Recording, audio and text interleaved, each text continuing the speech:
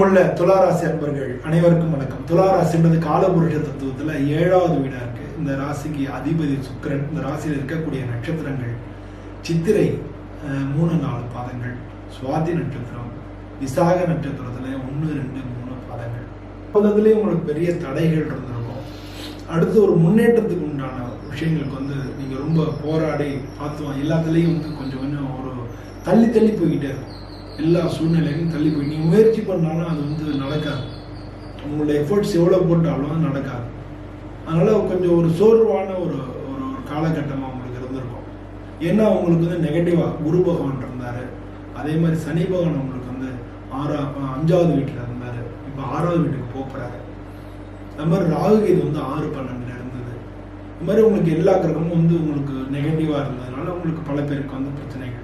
உங்களோட தசா புத்திகள் ஒரு சில பேருக்கு நல்லா இருந்ததுன்னா அவங்களுக்கு வேணா ஓரளவு ஒரு 50% 60% நல்லா இருந்திருக்கும். மற்றபடி இந்த கோச்சாரத்தில் உங்களுக்கு இல்லாததுனால பொருளாதார ரீதியாக ஒரு பெரிய பணம் எங்கேயாச்சும் வரணும், அது வராமல் அப்படி தேங்கி இருக்கும். இல்லை எதுலையாலும் இன்வெஸ்ட் பண்ணி அப்படியே தேங்கி இருக்கும்.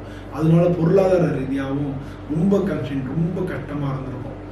இப்போ இந்த மாதிரியான காலகட்டங்கள்ல இந்த குரு பயிற்சி வரப்போகிறது. இந்த குரு பயிற்சி மூலமாக குரு பார்வை வருது. குரு பல பேருக்கு இந்த ராசியை சேர்ந்தவங்களுக்கு திருமணம் சம்பந்தப்பட்ட குடும்பத்தில் குழப்பங்கள் அதெல்லாம் இருந்திருக்கும். அதெல்லாம் நிவர்த்தி ஆகும்.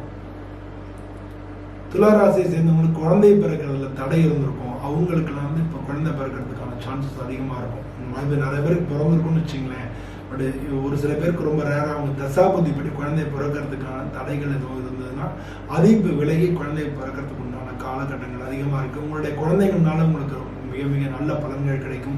ஒரு சில குழந்தைங்களுக்கு வேலை கிடைக்கல, என்னுடைய குழந்தைங்களுக்கு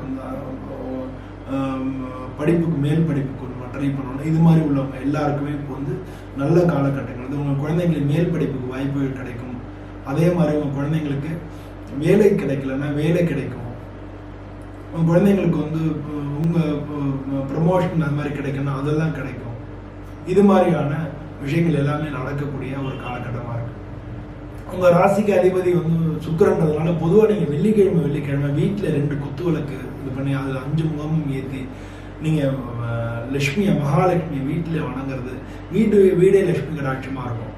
உங்களுடைய